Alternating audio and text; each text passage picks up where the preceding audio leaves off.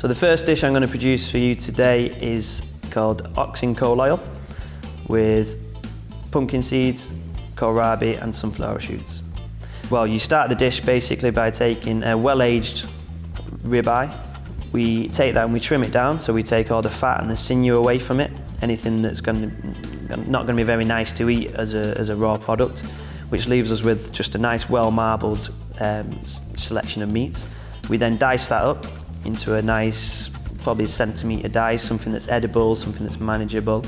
We then coat that with coal oil, which has been made with rapeseed oil, flavoured with very hot coals, which gives it a flavour of being char-grilled or barbecued. And then we dress it with pumpkin seed emulsion, kohlrabi balls, solferino, made with a small Parisienne scoop, and some toasted pumpkin seeds and some sunflower shoots. And we just snip a few, so they're extremely fresh, extremely, give it a nice bit of crisp and texture and lightness. So the second dish I'm going to do for you today is Cumbrian roast veal with turnips, dripping potatoes and hen of the woods. You start with the roast veal. We then cook that in the water bath sous vide for, again, between 15 and 20 minutes.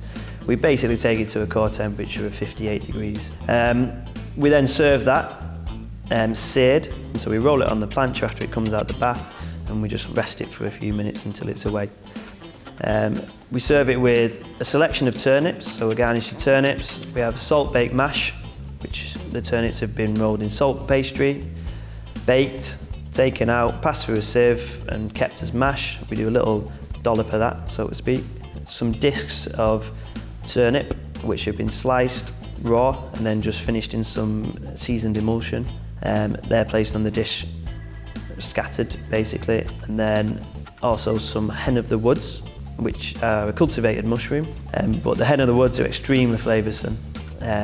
We just tear them off and we just flick them through a little bit of foaming butter in a pan, finish them with a little bit of stock or emulsion, and then drain them off, and again we serve them just scattered over.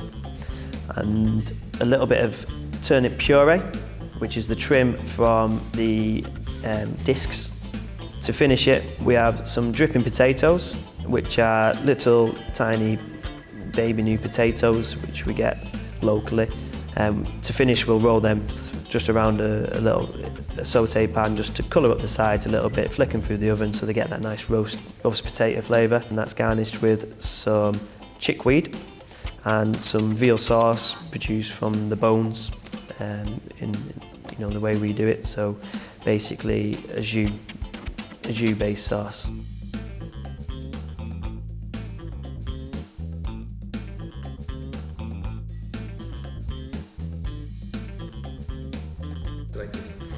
So my dessert today is called Lancashire coals with licorice, milk and fennel.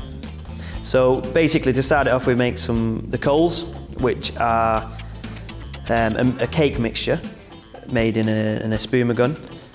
We make a mixture and we base that around malt flour, so it's an extremely bitter, rich, roasted, almost like a coffee flavour. We make the cake out of that. We squirt it into a tray and we microwave it to cook it, and then we dehydrate that overnight. When it comes out the next day, we rustically cut it into some little squares so it almost resembles lumps of coal.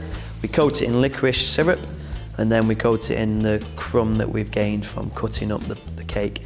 And we serve that on the plate with Fennel Jam, which again is just fennel cooked down with a little bit of stabilising gum, and then blitzed up and kept cold in a squeezy bottle just to squirt on the plate and have a base to it. We also have a little bit of licorice puree, which is taken from licorice cake, the normal sweet, which we cook down with the sugar syrup and then blitz down to a puree, so it's nice again in a squirty bottle to squirt on the plate. We cover that with a little bit of milk crumb, which is almost like a crumble made with corn flour and milk powder to keep it nice and white. We coat that on it so it's almost like a snowy effect, pop the coals on top, And then we have a milk ice cream, which is a very sloppy mixture for what you wouldn't be able to rocher it, but we take it out of the Pacojet container as a rustic kind of scoop out of a spoon, flick it into some liquid nitrogen so it sets as a rocky kind of shape.